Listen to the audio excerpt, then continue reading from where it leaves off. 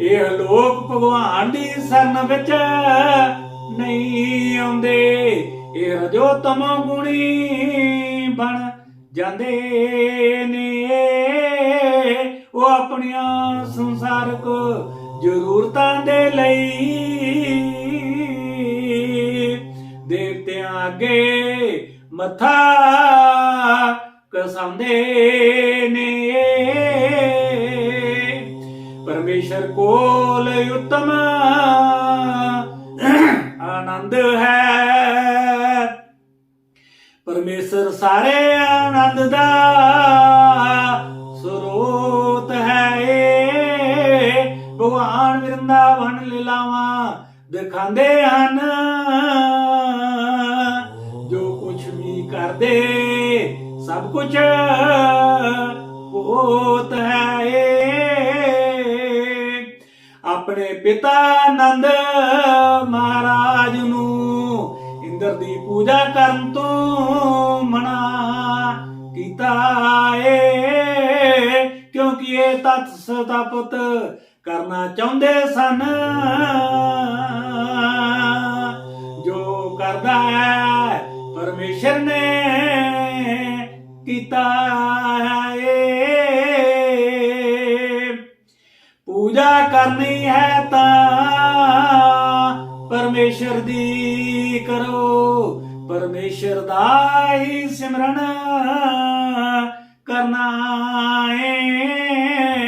ਕਹੇ ਲਖਵਿੰਦਰ ਇਸ ਪਰਮੇਸ਼ਰ ਨੇ ਤੇਰਾ ਆਖਰੀ ਸਮੇਂ ਤੇ ਭਲਾ ਕਰਨਾ ਹੈ।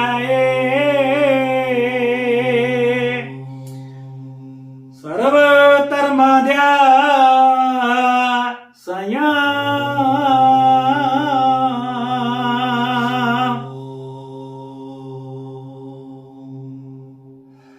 ਕ੍ਰਿਸ਼ਨ ਭਗਵਾਨ ਨੂੰ ਪਿਆਰੀ ਸਾਧ ਸੰਗਤ, ਵਾਸਤਵ ਵਿੱਚ ਭਗਵਾਨ ਨਾਲ ਸਾਡਾ ਸੰਬੰਧ ਸੇਵਾ ਦਾ ਸੰਬੰਧ ਹੈ। ਭਗਵਾਨ ਪ੍ਰਭੂ ਪਰਮੇਸ਼ਰ ਪਰਮ ਭੋਗਤਾ ਹੈ ਅਤੇ ਅਸੀਂ ਸਾਰੇ ਜੀਵ ਉਸ ਦੇ ਸੇਵਕ ਹਾਂ। ਅਸੀਂ ਸਭ ਉਸ ਦੇ ਭੋਗ ਸੁਖ ਲਈ ਬਣੇ ਹਾਂ ਅਤੇ ਅਸੀਂ ਸਾਰੇ ਜੀਵ ਅਗਰ ਉਸ ਦੇ ਭੋਗ ਵਿੱਚ ਸਦਾ ਭਾਗ ਲੈਂਦੇ ਹਾਂ ਅਸੀਂ ਸੁਖੀ ਹੋ ਜਾਂਦੇ ਹਾਂ। ਔਰ ਅਸੀਂ ਕਿਸੇ ਵੀ ਤਰੀਕੇ ਨਾਲ ਸੁਖੀ ਨਹੀਂ ਹੋ ਸਕਦੇ। ਸੁਤੰਤਰ ਸਰੂਪ ਵਿੱਚ ਸੁਖੀ ਹੋ ਜਾਣਾ ਅਸੰਭਵ ਨਹੀਂ ਹੈ। ਜਿਸ ਤਰ੍ਹਾਂ ਉਦਰ ਭਾਵ ਪੇਟ ਹੈ, ਜਿਸ ਤਰ੍ਹਾਂ ਪੇਟ ਨਾਲ ਸਰੀਰ ਦਾ ਕੋਈ ਵੀ ਭਾਗ ਸਹਿਯੋਗ ਨਾ ਕਰੇ ਤਾਂ ਸੁਖੀ ਨਹੀਂ ਰਹਿ ਸਕਦਾ। ਪਰਮੇਸ਼ਰ ਦੀ ਦਿਵਿਆ ਭਗਤੀ ਕੀਤੇ ਬਿਨਾਂ ਵੀ ਜੀਵ ਸੁਖੀ ਨਹੀਂ ਰਹਿ ਸਕਦਾ। ਭਾਗਵਤ ਗੀਤਾ ਵਿੱਚ ਵੀ ਅਲੱਗ-ਅਲੱਗ ਦੇਵਤਿਆਂ ਦੀ ਪੂਜਾ ਕਰਨ ਤੋਂ ਰੋਕ ਲਗਾਈ ਗਈ ਹੈ। ਕਾਮ ਇਸਤਸੇ ਤਰ ਹਰਤੇ ਗਿਆਨਾ ਭਗਵਤ ਹੰਤੇ ਨਿਆ ਦੇਵਤਾ ਤਮ ਨਿਸਿਆ ਸਖਾਏ ਪਰ ਕਰਤਿਆ ਨਿਜਤਾ ਸਵਿਆ। ਜਿਨ੍ਹਾਂ ਦੀ ਬੁੱਧੀ ਭੌਤਿਕ ਇਛਾਵਾਂ ਦੁਆਰਾ ਮਾਰੀ ਗਈ ਹੈ ਉਹ ਦੇਵਤਿਆਂ ਦੀ ਸ਼ਰਨ ਵਿੱਚ ਜਾਂਦੇ ਹਨ ਔਰ ਉਹ ਆਪਣੇ ਸੁਭਾਅ ਮੁਤਾਬਕ ਪੂਜਾ ਲਈ ਵਿਸ਼ੇਸ਼ ਵਿਧੀ ਵਿਧਾਨਾਂ ਦਾ ਪਾਲਣ ਕਰਦੇ ਹਨ। ਗੀਤਾ ਵਿੱਚ ਇਹ ਵੀ ਸਪਸ਼ਟ ਕੀਤਾ ਗਿਆ ਹੈ ਕਿ ਜੋ ਕਾਮ ਵਾਸਨਾ ਦੁਆਰਾ ਡੰਗੇ ਗਏ ਹਨ ਉਹ ਭਗਵਾਨ ਕ੍ਰਿਸ਼ਨ ਦੀ ਪੂਜਾ ਛੱਡ ਕੇ ਦੇਵਤਿਆਂ ਦੀ ਪੂਜਾ ਕਰਦੇ ਫਿਰਦੇ ਹਨ। ਜਦ ਤੱਕ ਅਸੀਂ ਭਗਵਾਨ ਕ੍ਰਿਸ਼ਨ ਦਾ ਨਾਮ ਲੈਂਦੇ ਹਾਂ ਤਾਂ ਅਸੀਂ ਕਿਸੇ ਸੰਪਰਦਾਇਕ ਨਾਮ ਦਾ ਉਲੇਖ ਨਹੀਂ ਕਰਦੇ। ਕ੍ਰਿਸ਼ਨ ਦਾ ਅਰਥ ਹੈ ਆਨੰਦ ਔਰ ਇਸ ਗੱਲ ਦੀ ਪੁਸ਼ਟੀ ਹੋਈ ਹੈ ਕਿ ਪਰਮੇਸ਼ਰ ਸਮਸਤ ਆਨੰਦ ਦੇ ਆਗਾਰ ਹਨ। ਅਸੀਂ ਸਭ ਆਨੰਦ ਦੀ ਖੋਜ ਵਿੱਚ ਲੱਗੇ ਹੋਏ ਹਾਂ। ਆਨੰਦ ਮਿਓ ਤਬਿਆਸਾ ਭਗਵਾਨ ਦੀ ਹੀ ਤਰ੍ਹਾਂ ਜੀਵ ਚੇਤਨਾ ਨਾਲ ਪੂਰਨ ਹੈ ਔਰ ਸੁਖ ਦੀ ਖੋਜ ਵਿੱਚ ਲੱਗਾ ਹੈ। ਭਗਵਾਨ ਤਾਂ ਸदैव ਸੁਖੀ ਹਨ। ਜਦ ਜੀਵ ਉਸ ਦੀ ਸੰਗਤ ਕਰਦਾ ਹੈ, ਸਹਿਯੋਗ ਕਰਦਾ ਹੈ ਤਾਂ ਜੀਵ ਵੀ ਸੁਖੀ ਹੋ ਜਾਂਦਾ ਹੈ। ਭਗਵਾਨ ਨੇ ਸਮ੍ਰਿਤ ਲੋਕ ਵਿੱਚ ਸੁਖਪੂਰਨ ਆਪਣੀ ਵਰਿੰਦਾਵਨ ਲੀਲਾएं ਕਰਨ ਲਈ ਅਵਤਾਰ ਧਾਰਨ ਕੀਤਾ ਸੀ। ਆਪਣੇ ਪਿਆਰੇ ਮਿੱਤਰਾਂ ਦੇ ਨਾਲ, ਆਪਣੀਆਂ ਗੋਪੀਆਂ ਸਖੀਆਂ ਦੇ ਨਾਲ, ਵਰਿੰਦਾਵਨ ਦੇ ਸਾਰੇ ਨਿਵਾਸੀਆਂ ਔਰ ਗਊਆਂ ਦੇ ਨਾਲ ਪਿਆਰ ਭਰੀਆਂ ਲੀਲਾएं ਔਰ ਸੁਖ ਨਾਲ ਓਤਪ੍ਰੋਤ ਸਨ। ਸੋ ਵਰਿੰਦਾਵਨ ਦੀ ਸਾਰੀ ਜਨਤਾ ਕ੍ਰਿਸ਼ਨ ਭਗਵਾਨ ਤੋਂ ਇਲਾਵਾ ਹੋਰ ਕਿਸੇ ਨੂੰ ਜਾਣਦੀ ਨਹੀਂ। ਔਰ ਭਗਵਾਨ ਸ੍ਰੀ ਕ੍ਰਿਸ਼ਨ ਨੇ ਆਪਣੇ ਪਿਤਾ ਨੰਦ ਮਹਾਰਾਜ ਨੂੰ ਵੀ ਇੰਦਰ ਦੇਵਤਾ ਦੀ ਪੂਜਾ ਕਰਨ ਤੋਂ ਰੋਕ ਦਿੱਤਾ ਸੀ, ਕਿਉਂਕਿ ਉਹ ਇਸ ਸੱਚਾਈ ਨੂੰ ਦੱਸਣਾ ਚਾਹੁੰਦੇ ਸਨ ਕਿ ਲੋਕਾਂ ਨੂੰ ਕਿਸੇ ਵੀ ਦੇਵਤਾ ਦੀ ਪੂਜਾ ਕਰਨ ਦੀ ਕੋਈ ਵੀ ਜ਼ਰੂਰਤ ਨਹੀਂ ਹੈ। ਉਹਨਾਂ ਨੂੰ ਕੇਵਲ ਇੱਕ ਪ੍ਰਭੂ ਪਰਮੇਸ਼ਰ ਦੀ ਪੂਜਾ ਕਰਨੀ ਚਾਹੀਦੀ ਹੈ। ਇਸ ਇੱਕ ਰੱਬ ਦੀ ਪੂਜਾ ਕਰਨੀ ਚਾਹੀਦੀ ਹੈ। ਇਸ ਪ੍ਰਭੂ ਪਰਮੇਸ਼ਰ ਪਰਮਾਤਮਾ ਦੀ ਪੂਜਾ ਕਰਨੀ ਚਾਹੀਦੀ ਹੈ, ਕਿਉਂਕਿ ਉਹਨਾਂ ਦਾ ਚਰਮ ਲਕਸ਼ਯ ਭਾਗਵਤ ਧਾਮ ਨੂੰ ਵਾਪਸ ਜਾਣਾ ਹੈ। ਵਾਪਸ ਭਾਗਵਤ ਧਾਮ ਨੂੰ ਜਾਣਾ ਹੈ। ਸਿੱਖ ਧਰਮ ਵਿੱਚ ਨੂੰ ਸੱਚਖੰਡ ਦੇ ਵਾਸੀ ਬਣ ਲਈ ਕਹਿੰਦੇ ਹਨ। ਤੋ ਭਾਗਵਤ ਵਿੱਚ ਕਿਹਾ ਜਾ ਰਿਹਾ ਹੈ, ਨਾ ਤਦ ਵਿਆਹਤੇ ਸੂਰਿਓ ਨਾ ਸੰਸਾ ਕੋ ਨਾ ਪਾਵਕ ਯਦ ਗਤਵਾ ਨਾ ਨਿਰਤੰਤੇ ਤਦ ਧਾਮ ਪਰਮਮ। ਮੇਰਾ ਪਰਮ ਧਾਮ ਨਾ ਤਾਂ ਸੂਰਜ ਜਾਂ ਚੰਦਰਮਾ ਦੁਆਰਾ ਨਾ ਹੀ ਅਗਨ ਜਾਂ ਬਿਜਲੀ ਦੁਆਰਾ ਪ੍ਰਕਾਸ਼ਿਤ ਹੁੰਦਾ ਹੈ। ਜੋ ਲੋਕ ਉੱਥੇ ਪਹੁੰਚ ਜਾਂਦੇ ਹਨ ਉਹ ਫਿਰ ਕਦੇ ਇਸ ਭੌਤਿਕ ਜਗਤ ਵਿੱਚ ਵਾਪਸ ਨਹੀਂ ਆਉਂਦੇ। ਇਹ ਭੌਤਿਕ ਜਗਤ ਵਿੱਚ ਹਾਂ ਅਸੀਂ ਜੀਵ, ਅਸੀਂ ਮਟੀਰੀਅਲਿਸਟਿਕ ਵਰਲਡ ਦੇ ਵਿੱਚ ਹਾਂ। ਇਹ ਸ਼ਲੋਕ ਉਸ ਨਿੱਤੇ ਆਕਾਸ਼ ਪਰਮ ਧਾਮ ਦਾ ਵਰਣਨ ਦਰਸਾਉਂਦਾ ਹੈ। ਕਿਸ ਭਾਗਵਤ ਧਾਮ ਦਾ ਇਹ ਸ਼ਲੋਕ ਉਸ ਨਿੱਤੇ ਆਕਾਸ਼ ਪਰਮ ਧਾਮ ਜਿਸ ਨੂੰ ਦੂਸਰੇ ਸੰਤਾਂ ਨੇ ਸੱਚਖੰਡ ਦੇਸ਼ ਜਾਂ ਪਰਮਹੰਸ ਦੇਸ਼ ਆਖਿਆ ਹੈ। ਨਿਰਸੰਦੇਹ ਸਾਨੂੰ ਆਕਾਸ਼ ਦੀ ਭੌਤਿਕ ਧਾਰਨਾ ਹੈ ਔਰ ਅਸੀਂ ਇਨ੍ਹਾਂ ਸੂਰਜ ਚੰਦ ਤਾਰਿਆਂ ਆਦਿ ਦੇ ਸੰਬੰਧ ਵਿੱਚ ਸੋਚਦੇ ਹਾਂ। ਪਰੰਤੂ ਇਸ ਸ਼ਲੋਕ ਵਿੱਚ ਭਗਵਾਨ ਦੱਸਦੇ ਹਨ ਕਿ ਨਿੱਤੇ ਆਕਾਸ਼ ਭਾਵ ਪਰਮ ਧਾਮ ਵਿੱਚ ਇਹ ਸੂਰਜ ਚੰਦਰਮਾ ਤਾਰਿਆਂ ਦੀ ਰੋਸ਼ਨੀ ਦੀ ਜ਼ਰੂਰਤ ਹੀ ਨਹੀਂ ਹੈ, ਕਿਉਂਕਿ ਉਹ ਪਰਮ ਧਾਮ ਪਰਮੇਸ਼ਰ ਤੋਂ ਨਿਕਲਣ ਵਾਲੀ ਬ੍ਰਹਮ ਜੋਤੀ ਦੁਆਰਾ ਪ੍ਰਕਾਸ਼ਿਤ ਹੈ। ਅਸੀਂ ਇਸ ਭੌਤਿਕ ਜਗਤ ਮਟੀਰੀਅਲ ਵਰਲਡ ਵਿੱਚ ਹੋਰ ਲੋਕ ਭਾਵ ਚੰਦਰਮਾ ਲੋਕ ਅਤੇ ਹੋਰ ਗ੍ਰਹਿਾਂ ਤੱਕ ਪਹੁੰਚਣ ਦੀ ਕੋਸ਼ਿਸ਼ ਕਰ ਰਹੇ ਹਾਂ, ਯਤਨ ਕਰ ਰਹੇ ਹਾਂ। ਲੇਕਿਨ ਪਰਮੇਸ਼ਰ ਦੇ ਧਾਮ ਨੂੰ ਜਾਣਨਾ ਕਠਿਨ ਨਹੀਂ ਹੈ। ਸਾਨੂੰ ਕੋਸ਼ਿਸ਼ ਇੱਧਰ ਕਰਨੀ ਚਾਹੀਦੀ ਹੈ। ਇਹ ਧਾਮ ਗੋਲੋਕ, ਇਸ ਨੂੰ ਗੋਲੋਕ ਵੀ ਕਿਹਾ ਜਾਂਦਾ ਹੈ, ਗਊਲੋਕ ਵੀ ਕਿਹਾ ਜਾਂਦਾ ਹੈ। ਬ੍ਰਹਮ ਸੰਹਿਤਾ ਵਿੱਚ 5:37 ਵਿੱਚ 5ਵੇਂ ਅਧਿਆਇ ਦੇ 37 ਸ਼ਲੋਕ ਵਿੱਚ ਇਸ ਦਾ ਅਤੀ ਸੁੰਦਰ ਵਰਣਨ ਮਿਲਦਾ ਹੈ। This abode is referred to as Goloka. It is beautifully described Golok as Nivsatte Khalatambhut. The Lord rides eternally in his abode Goloka, yet he can be approached from this world, and to this end the Lord comes to manifest his real form.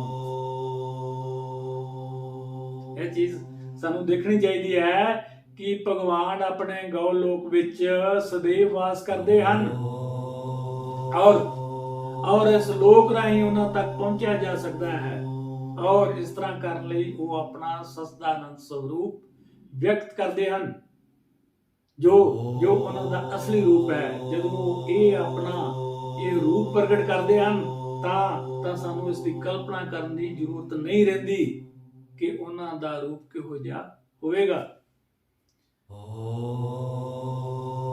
ਦਾਸ ਪਹਿਲਾਂ ਵੀ ਬੇਨਤੀ ਕਰ ਰਿਹਾ ਹੈ ਕਿ ਭਾਗਵਤ ਗੀਤਾ ਆਦਿ ਗ੍ਰੰਥ ਹੈ ਜੋ ਆਦਿ ਤੋਂ ਚੱਲਿਆ ਆ ਰਿਹਾ ਹੈ, ਸਤਯੁਗ ਤੋਂ ਚੱਲਿਆ ਆ ਰਿਹਾ ਹੈ, ਜੋ ਸਭ ਤੋਂ ਪਹਿਲਾਂ ਪਰਮ ਪਿਤਾ ਪਰਮਾਤਮਾ ਪ੍ਰਭੂ ਪਰਮੇਸ਼ਰ ਨੇ ਸਭ ਤੋਂ ਪਹਿਲਾਂ ਸੂਰਯ ਦੇਵ ਨੂੰ ਇਹ ਭਾਗਵਤ ਸੁਣਾਈ। तो इस तरह के चलती चलती आके एक जगह ते लोप हो गई। लेकिन द्वापर युग विच भगवान श्री कृष्ण, क्योंकि भगवान श्री कृष्ण भगवान हैं, उन्हां दे अंदर ये पूरी भागवत समाई हुई सी। तो कुरुक्षेत्र दे युद्ध दे टाइम ते दोबारा ये भागवत जो है अर्जुन नूं कह सुनाई, लेकिन जो सुनाई है एज इट इज, जिद्दां सी उदां ही बोली है भगवान श्री कृष्ण ने। इस गल विच कोई शक नहीं है कि भगवान श्री कृष्ण पूर्ण परसोत्तम भगवान हैं, पर ये जो भागवत है ये परमात्मा वालों खुद सूर्यदेव ਨੂੰ सब तो पहला सुनाई गई, जो सतयुग तो चली आ रही है।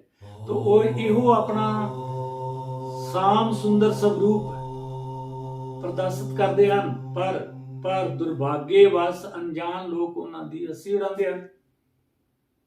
अनजान लोग ਜਿਹੜੇ नहीं जानते वो कहते हैं लो जी भगवान किसी ने कहना कि मैं जन्मा, विश्वास नहीं करते। कहते हैं मैं अविनाशी हाँ, विश्वास नहीं करते। मैं सर्वव्यापक हाँ, विश्वास नहीं करते। भाई भगवान श्री कृष्ण परमात्मा दे पुत्र सन, विष्णु दे अवतार हैं। भगवान श्री कृष्ण विष्णु दे अवतार हैं, परमात्मा दे भेजे हुए हैं। उन्हां ते हसी क्यों उड़ानी है? हुण इहो अपना साम सुंदर स्वरूप